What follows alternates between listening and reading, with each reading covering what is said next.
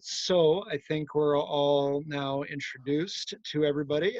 So this is obviously, I'm just going to do some housekeeping.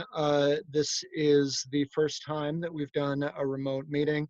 KindSF, this is going to be our third community action salon that we've hosted.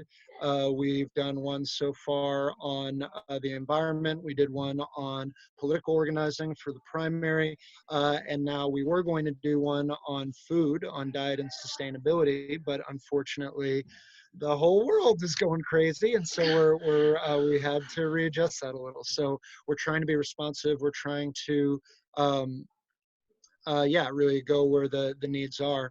As I said earlier, we've got a lot of organizers on this call, so one of our main outcomes is to give you resources to take back to your community that you can use to yeah, help and engage and educate more people, as Charisma was saying, about what the dangers are and really what we can do about it.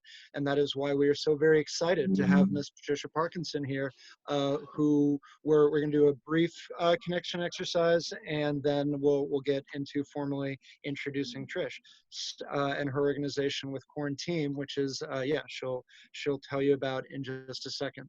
So part of our habit is to have some kind of connection building exercise. We are very much playing this out live, so we'll see how it goes. And if, as some reports are indicating, this might not be our last remote meeting, if by the time April rolls around, if by the time May rolls around, we are still in a social distancing orientation, the question will be, yeah, how can we improve this? And so we're really interested in your feedback, all collectively, about how we can be of better service with this space.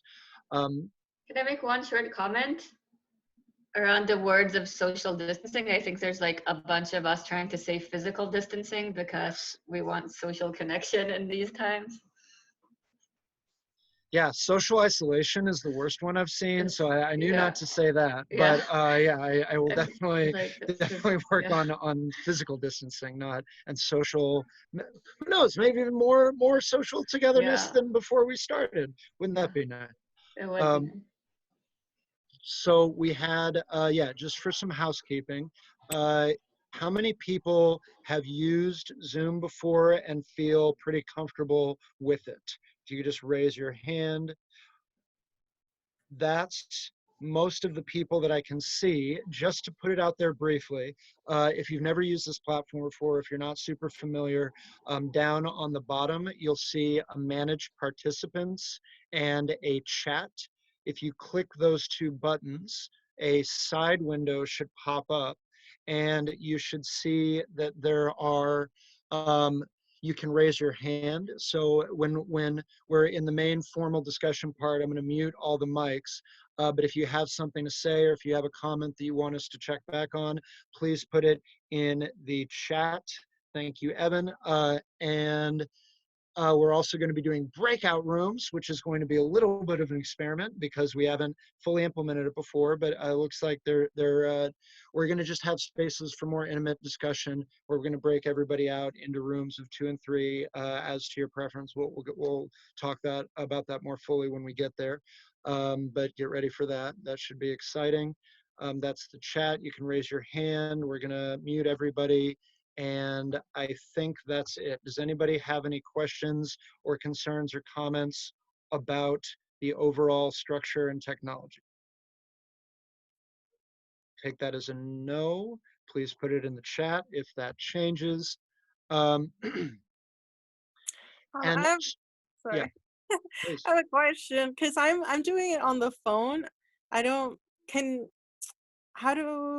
Is it possible for me to see the chat? Because I saw something pop up that had my name on it, like look at this website, but then it disappeared really quick and I don't know.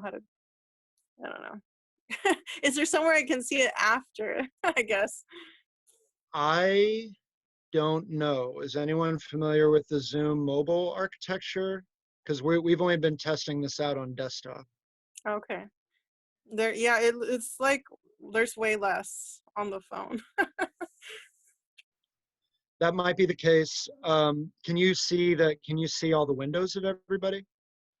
Yeah, you can see 4 at a time, so I can scroll and see everyone in 2.5 scrolls. Great.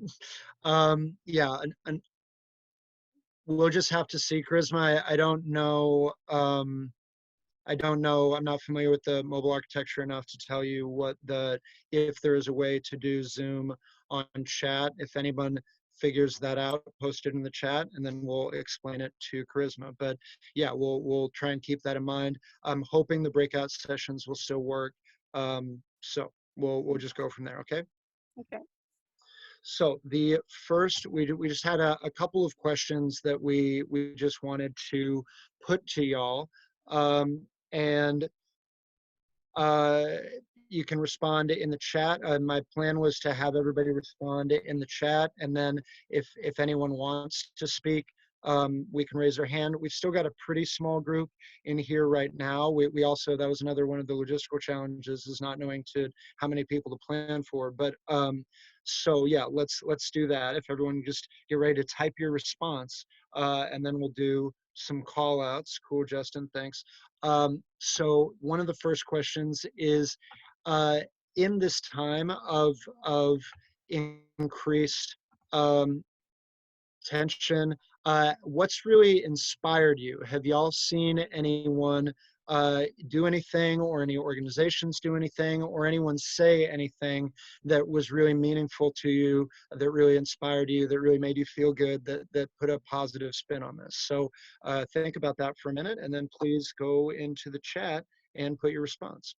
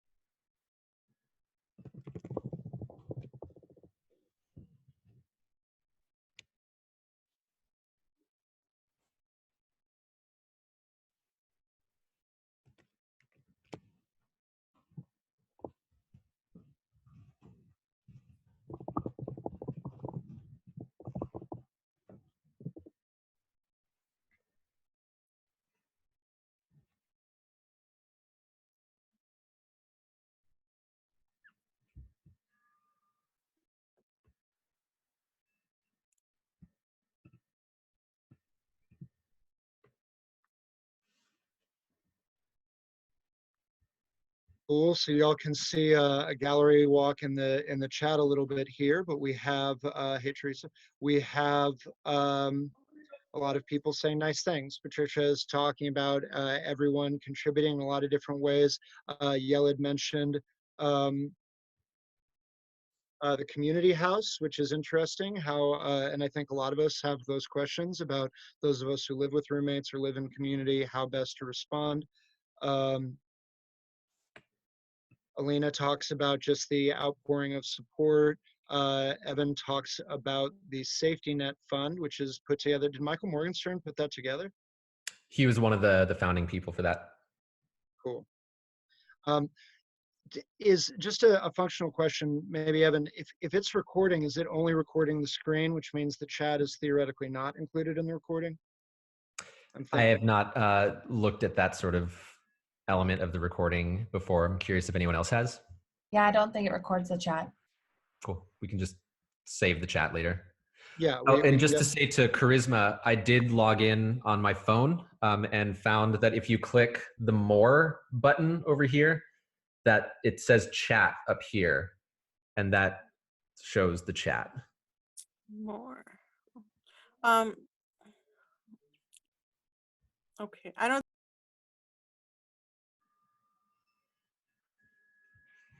Yeah, maybe, but that's great. Great research, Evan.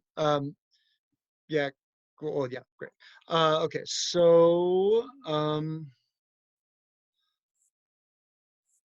Lauren has really great words about spiritual leaders and speakers that have been talking about reconnecting and healing during this time, which I think is extremely appropriate. And Ksenia says communities coming to support each other, kind of taking care of some of our basic needs instead of sick leave. And we have Tim talking a lot about disinformation, which is something that is absolutely prescient right now. There are a lot of people, actors that are trying to get us to think different things or respond to this situation in different ways. But in fact, there are diverse groups coming together to support each other. And yes, dolphins are back in Italy. Isn't that absolutely amazing to see? One of my favorite movies from the 90s was what is it, 12 Monkeys with Brad Pitt. And they're, yeah, just like how quickly everything comes back after society leaves was always one of my favorite parts. And I got a little sliver of that seeing it here. Anyway, so cool, great. Those are all really inspiring, lovely. Thank you for sharing. And the last, let's see, we'll do one more quickly, which is there anything nice that you personally have done for a total stranger in the last week? Is there something nice that you've done, or maybe something nice that you've seen someone do for a total stranger, someone that you did not know that you just helped out because you could? And that can be very big or very small. And mine is, I've been isolating, so I'm going to have to think of something small too. So yeah, please, we'll just share out. Yeah, definitely in my case too, Yelled. Although you have done a lot of really awesome stuff for strangers online that you've never met before through the platform you've been creating.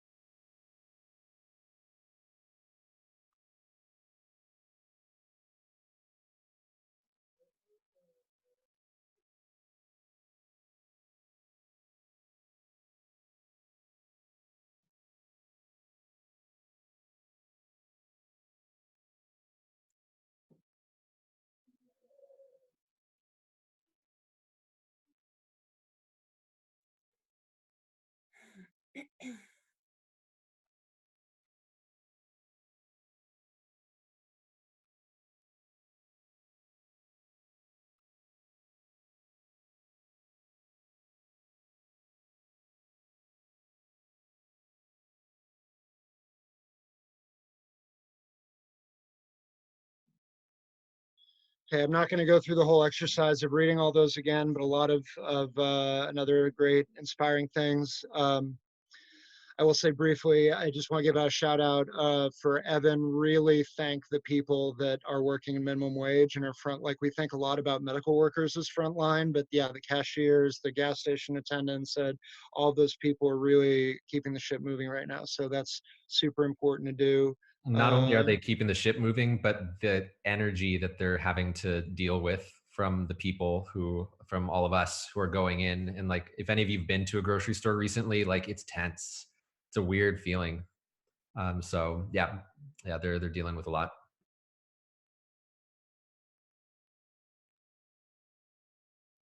Great.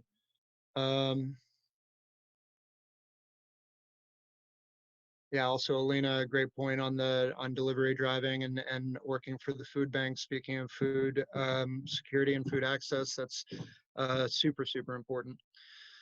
Okay, so the last, this is a test. We'll see if it works. If everyone could activate your camera, if you briefly turn it off, and I would love for everyone to just pantomime out the emotional state that you've been in for the last week. Just a quick pantomime. Well, we've got all the, let me make sure I've got all the mics muted. Yes. So everybody just do a quick pantomime of your emotional experience for the last week in 3, 2, 1, go.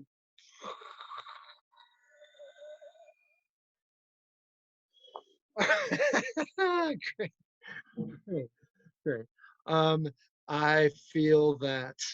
We all feel you collectively. All right, now you can put your mics off if you want. And let me waste no more time in introducing our speaker for tonight, our special guest for tonight. Miss Patricia Parkinson is a really well established and connected genius activator, a design strategist, and is going to talk, or we're going to be in conversation about with the work she's been doing with Quaranteam, and what we can all do to tie into that, to support it, and what we can do to activate our own communities of support and resource sharing and love and caring and connection. Yeah, it is my great honor to welcome to the KindSF stage, Miss Patricia Parkinson. It's great to join everyone this evening. Thanks for having me. Yeah. Do you want me to explain a little bit about myself? And Yeah, please, if you could just give us a brief overview of who you do and what you've been working on. Yeah. So yeah, I'm Patricia Parkinson. I have been a creative director for about 15 years, working at the edge of how emerging tech is shaping humanity in different ways, from education to financial literacy, and most recently, in the last 2 years, distributed systems and blockchain. So I feel like I've been building into a future that wants to emerge for a long time without having the use cases or the drive and the people to actually use the solutions we were creating. So there's been this big disconnect for a lot of years of my career, and it's felt like in the last week, a lot of it has just come into a convergence point. And one of the things that have emerged from that is Quaranteam. So a little bit of background. I was on a call, I think it was Monday night. I kind of want to start things getting pretty serious with a couple people who were pretty knowledgeable at the time about what was going on and pretty active. And we just had a really big heart-to-heart, bringing in everything that we had to the table to go, if we were to make an impact in the next 48 hours, what is the one thing that we could do to shift the needle? And a lot of us had strong sentiments around what was going to happen around social distancing. And having all worked in the space of fostering connection, we're really mindful of the shifts that were going to take place, but also having been a nomad for the last 6 years, working on Zoom and being remote from people is kind of my norm. We also realized it was a huge opportunity, and that we saw people around us kind of waking up or activating. So when we put our heads together, we realized that everyone says flatten the curve or really stop the curve is the best thing we can do in the short term, and that all of our efforts will be best directed towards that. And through some analysis and consulting with experts, we realized that a social proof campaign to not have necessarily a behavior change campaign, but more of a visibility campaign to help people who are quarantining be able to show to the people in their lives that they are quarantining was really important. So we developed Facebook photo frames that people could put on that says stay home, save lives, and built around a larger concept of creating your own quarantine. And that in this time, there's terminology being used like self-isolation and social distancing, and humans are social animals, not really built necessarily to do this alone, especially as we as a species have forgotten what it's like to be in a pandemic. No, none of us have ever gone through that. And when we've gone through previous pandemics, people have had the muscle memory of sorts and the emotional memory to take care of people around them for weeks on end and themselves. And we don't have that. So the compounding of social isolation and the physical needs of needing to have support were really important to us. And we have been fostering a concept of setting up your Quaranteam as a support system for yourself. So either in a physical way, like I'm living with 2 roommates right now so that we can kind of support each other through this time, or in a virtual way, just so you can loop in your family and more explicitly unite and have togetherness through this crisis. So that's what we've been doing. We've been focusing on the social campaign and working with some really large tech platforms, and hopefully some stuff's gonna land the next couple of days, getting some influencers on board to help us share that message and create this ripple effect. In parallel to that, our sights are on supporting the transition into this being norm of sorts for a while. And then with the longer term focus, how we can take this opportunity, as you were saying with the Keeler Baelish, like what is it, crisis is a ladder. I say like crisis creates opportunity. How can we create systemic change that is sustained through this experience? And that's kind of where we're at right now.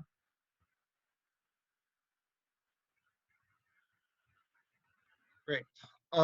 And what were some of the things that caused you to step up and do this? Why do you think it was important for you personally to kind of take these actions? And you know, I know you talked about the Facebook research, but yeah, or rather the overlay research. What were some of the things that kind of pushed you to moving in this direction specifically? So I guess I'll address both, Quaranteam and just contributing in general, and then the specific overlays. So with contributing in general, I actually was in a very unique position at the beginning of this week, which is so strange to reflect back on at this point. I was actually flying in from Bali to San Francisco on Monday and got stopped at the border and detained and banned from the US. So I had a pretty intense immigration experience. And was walking out of this traumatic experience into a world that was going through a massive shift, and those things were compounding. So I think I was feeling a sense of like urgency and also like despondentness. Like, I'm gonna show this. While in detention, I was detained with two people. They had only National Geographic, and the whole magazine was related to everyone being migrants. It was literally the best framing for the experience I could have had, and I felt like a lot of that was synchronistic. So I was walking out with this perspective of and compassion for the people I was held with and my situation, and just kind of hitting this moment of, well, this shit doesn't work. Like, I knew that for a long time, but like I kind of got the brunt end of it, and I'm Canadian, and I didn't expect that to happen to me. So there was a little bit of that priming that had already taken place.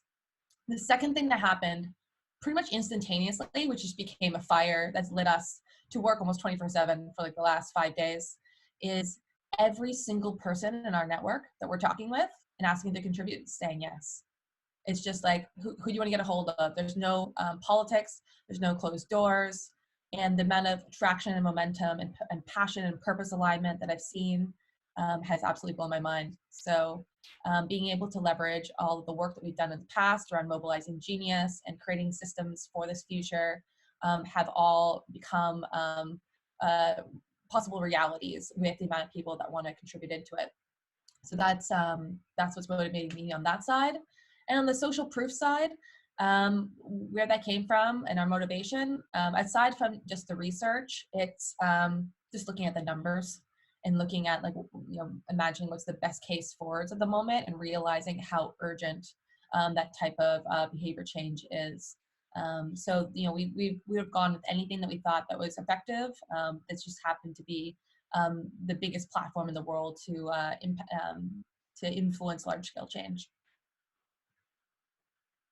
And so what do you see as next? Like, if you've got these really big doors that you're knocking on, and you've gotten a lot of people to sign on, you've gotten a lot of energy, a lot of momentum, where do you think this might go to, and where do you see the project going from here?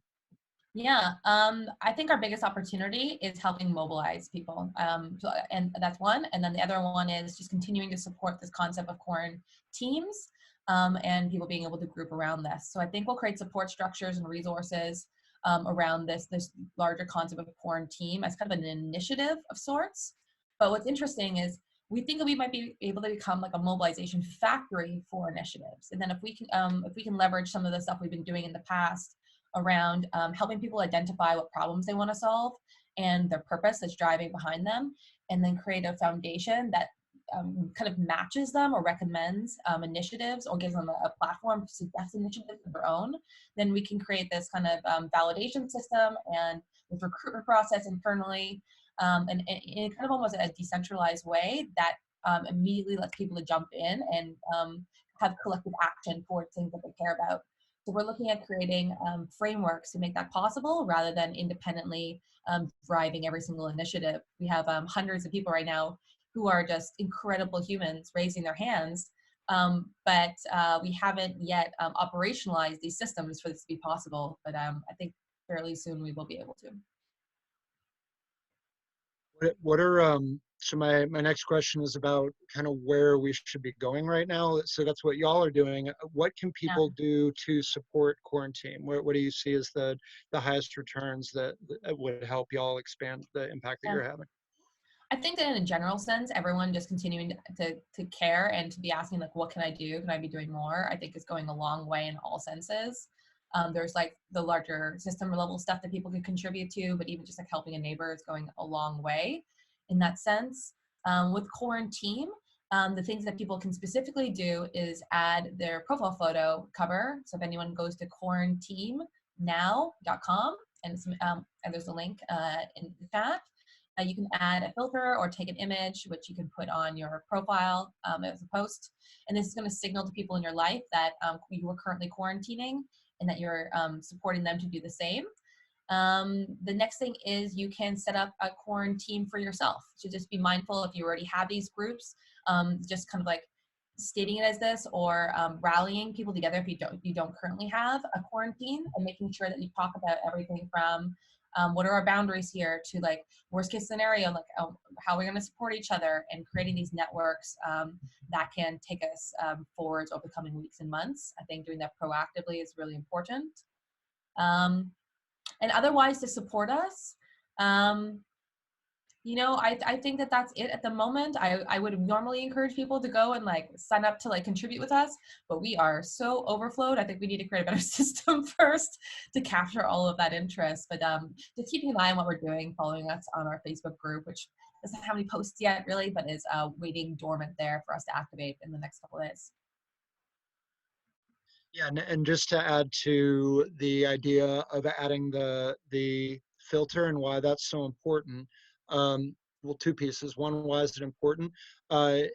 As I don't know what the level of self-assessed knowledge on the coronavirus is, but just to share some quick statistics, some of the numbers I've seen is that it's estimated that over 80% of the people that are currently carriers do not have symptoms, do not know it. So they're spreading it and have absolutely no way of knowing. And here in the US, we've had an extremely depressed testing rollout. So we're far behind most of the other industrialized countries in the world about letting people know if you're a carrier or not.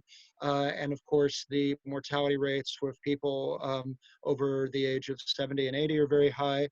And even a lot of young people are needing to go into ICUs. So they're also at the same time, even though here in the Bay Area, we're experiencing a shelter-in-place order, there are many towns and cities and states in this country that do not have that awareness. So a big part of what we try and do with our community here is not only invite folks to take action themselves. So please, go to quaranteamnow.com at the end of this call and get that filter on if you so desire.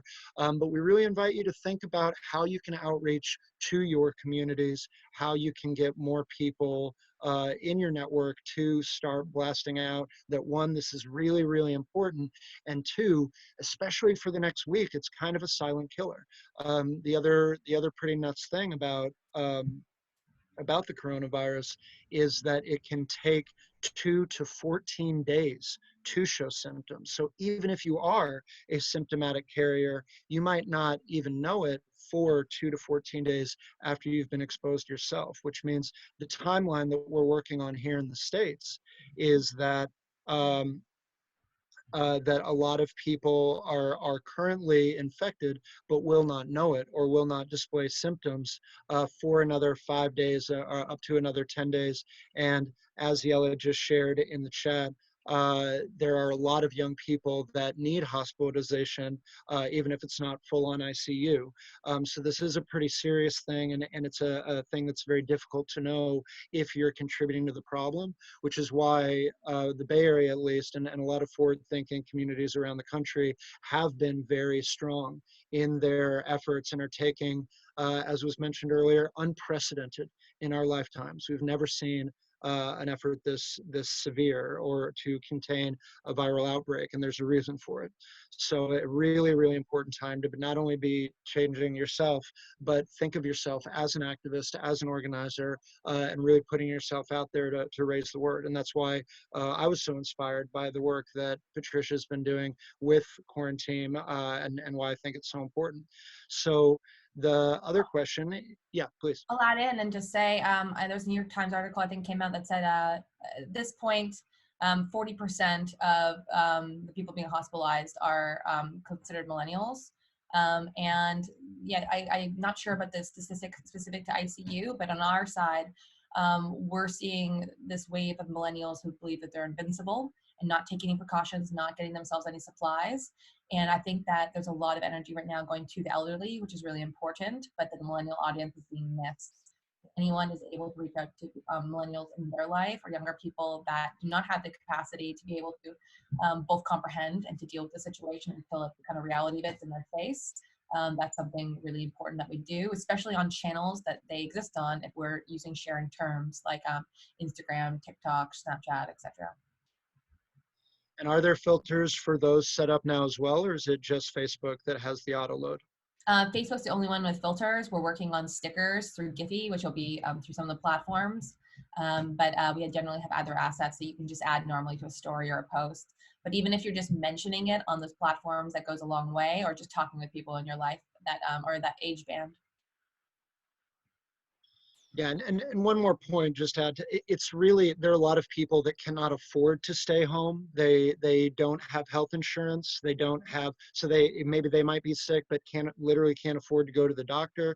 They might lose their job if they don't keep showing up, and they don't have employers that are very supportive. So it's really incumbent upon those of us that can to do as much as we can, because there are a lot of people that simply have no other option. And as we mentioned before, the whole idea of flatten the curve is that if a lot of people go to the hospital at the same time, we will completely overrun our systems, and we're trying to mitigate that as much as possible. So I just want to say personally to each and every one of you on this call that has isolated, that has talked to roommates and talked to friends and really gone out of your way to be an advocate, thank you so much. This is really a really important time for us to come together and really get this message out.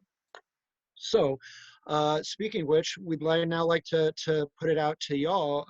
Do you have any questions for Patricia about what's happening next? And then we're going to go into our breakout rooms where we're going to get to talk a little bit more specifically. What are the needs that you see coming up with this, and what can we do as organizers to support them?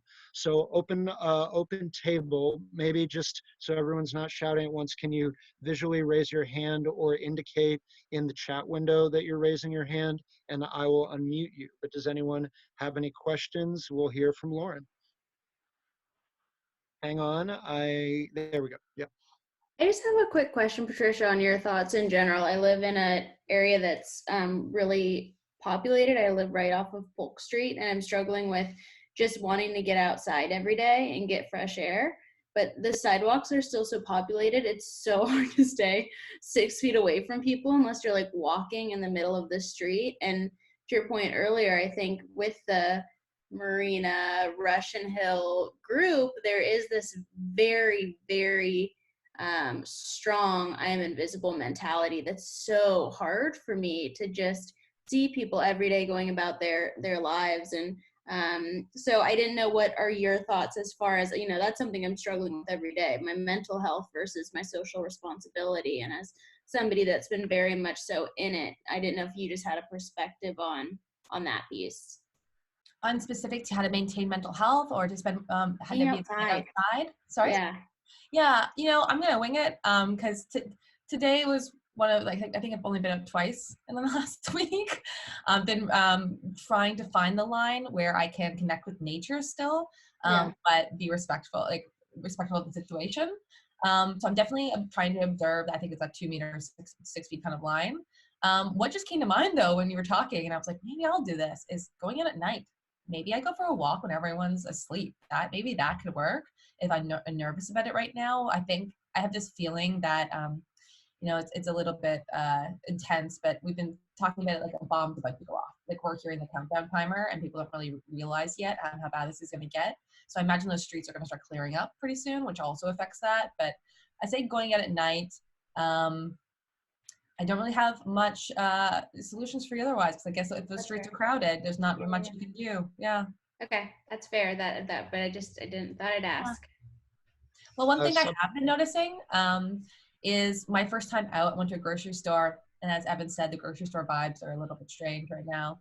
And no one was really smiling at each other. They were avoiding eye contact. And as someone who has been a burner, you know, the whole concept of like automatic connection and warmth is really important to me. But I'm having friends having the opposite experiences, and there's like a sense of camaraderie happening. So like, in a little way, what I'm trying to do is when I go out, look at people, smile at them, give this like undercurrent of like, we're in this together. Like this is a time to come together, not to come apart. And that's the point of Quaranteam is, I think, with some of the narrative that's going on and some of the concepts, there could be a fragmenting of our social systems, and for our mental health, that has a lot of repercussions. Absolutely. Thank you. Thanks, Lauren. And I know that we've connected through Ryan previously. I will be following up with you. Yeah, no worries. And I was like, I've kind of been trying to follow everything on Slack. So yeah, nice to finally see you and see your face. Yeah, nice to see you. I do want to add, because I've been doing a lot of reading and just on how people are responding. Do you have a bicycle? No. Or skateboard? Yeah, rollerblades. Because one of the things that I've seen suggested is taking bike rides just to get to a more remote place, and it's also safer as opposed to walking on the street, especially if you're doing night walks.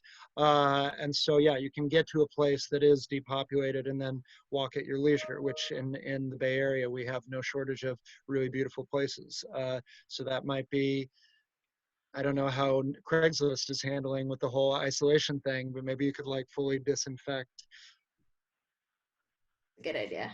You know, a random idea just came to mind. I'm just sitting here, and I'm in an Airbnb in Toronto, and I'm really lucky that I have a rooftop patio. Just like randomly, at least I can go outside and it's safe. I wouldn't be surprised over time if people go like, "Do I have a rooftop in my building? Can I sit outside of the edge of my window on like the top of my roof?" There might be some creative ways that people are doing that. I'm really grateful someone encouraged me to check out if I have a rooftop a couple weeks ago, and I'm very glad that I know that it's there now. It's been a big game changer. Yeah. Something I've been sitting on as like a personal idea is like, how can we be doing something to signal like we're in this together, we acknowledge each other, similar to like the Italy singing from the balconies. And I've been wondering at a certain time of night if we can flicker lights on and off and just see all the houses that do it with us. That is a fantastic idea, and definitely something we should think about in the problem mapping space. So we've got a few more minutes of Q&A. So anyone else have Yella another has a hand question? up. So for Yellowed first, and then Ksenia. So sort of related to what Lauren was saying, I think the reason I've been not putting up that filter is exactly because of that distinction for myself and my friends, and my belief in humans needing outside air. And is there an idea of putting in maybe an alternative or so filter of like, stay away from humans or something, versus just like the stay at home message with these filters? That is why I've been like, I'm not feeling like I want to put that out there, because I think it's actually going to cause a lot of people not healthy for them. Yeah, thanks for raising that. I think there is an opportunity to do alternative versions of it, something that we're looking at. Like we're even looking at ones that say, I can't stay at home. Like I have, I am a healthcare worker or whatever it is, so that there isn't that stigma around it. We're looking at alternatives in language. Yeah, I appreciate you raising that. I think things like physical distancing is important. I think also that's a little bit more of a long tail strategy, but like now that you find yourself in quarantine and that this like initial period is done, how do we transition into living in this space? Whereas right now, I think our main focus is, getting everyone inside. We don't really know how to navigate being in quarantine yet. So I think those social distancing things when you're out in public are still a little bit delicate, and that that's still a short enough period of time where mental health is going to be somewhat okay, and then we can transition into those conversations for the benefit of actually having the impact we need to have. So it's a little bit you know, a fine line. But yeah, thanks for that suggestion on alternative languaging. Okay, Ksenia.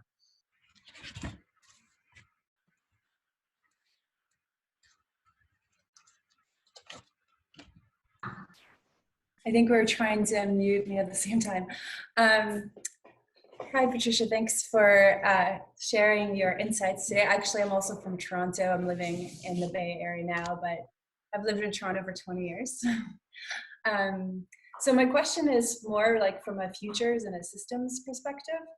I was, through my work, as I was saying, I work in Forum for the Future. So I'm actually like looking ahead to see how this is going to be changing our system and our society and the way we live and the way we work.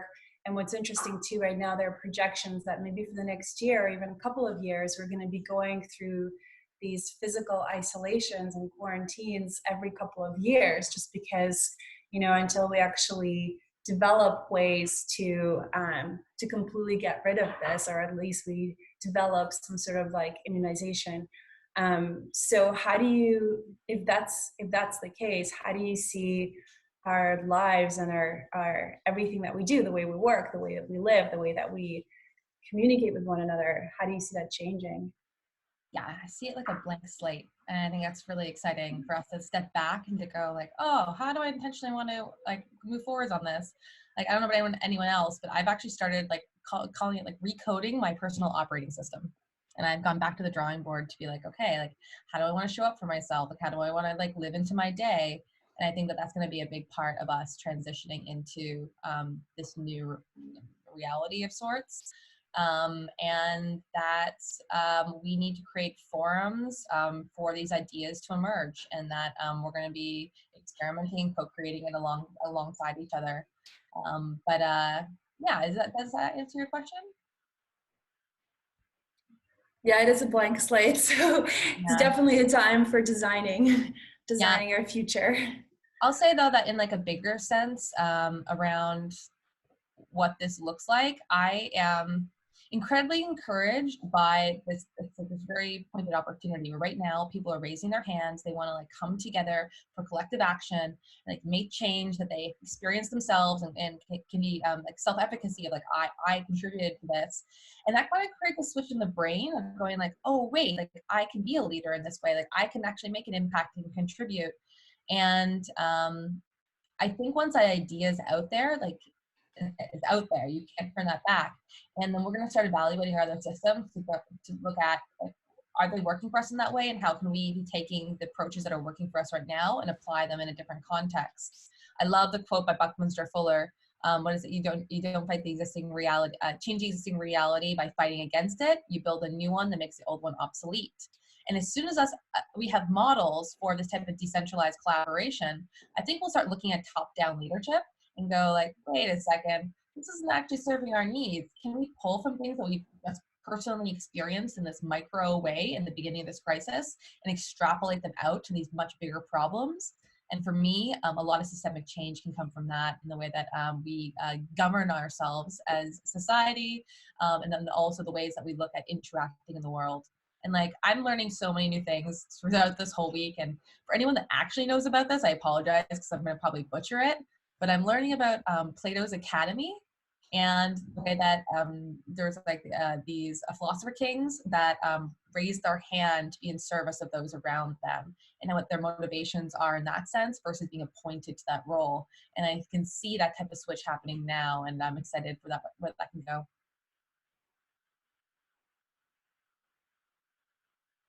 Great. Well, if there are no other, or if anybody else has a burning desire of a question, speak now, and otherwise we'll start moving into our breakout rooms. Cool. So this is definitely going to be experimental, so please thank you for your patience and for bearing with us.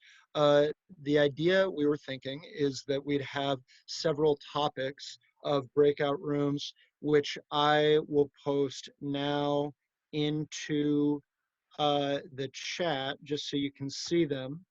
And these are not set in stone, but what we were thinking thus far was number one. Let me actually post it.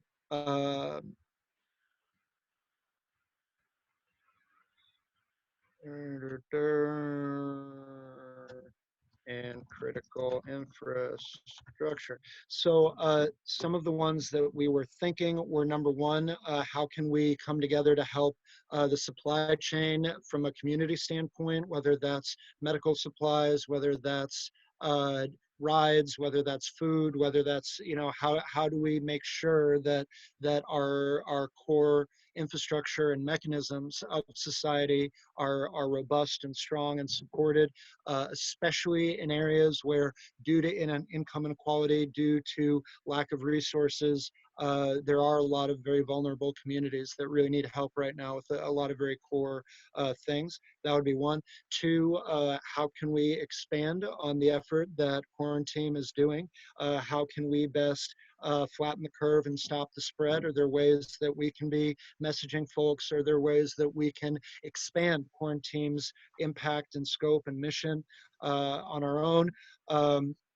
Two is yeah, I mentioned already how to handle distressed communities. So I'm specifically thinking about teachers and educators, or people that are having to all of a sudden do childcare, medical staff we mentioned, caregivers, service workers. Is there anything nice we can do for all of the grocers and all the frontline people that are keeping this whole thing running right now?